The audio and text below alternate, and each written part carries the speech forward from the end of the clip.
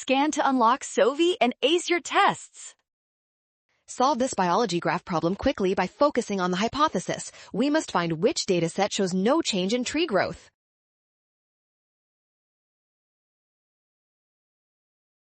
The hypothesis states that bearded lichens require the tree surface to live, but neither harm nor benefit the trees. This means the tree growth rate should stay exactly the same.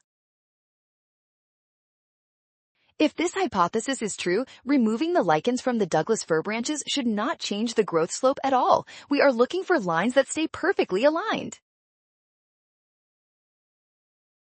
In graph B, the solid and dashed lines have identical slopes. This shows removing lichens had zero effect, making option B the correct choice. Well done! Scan the code. You can learn better with Sovi. Avoid rush and watch signs. Trust given data and check steps for success.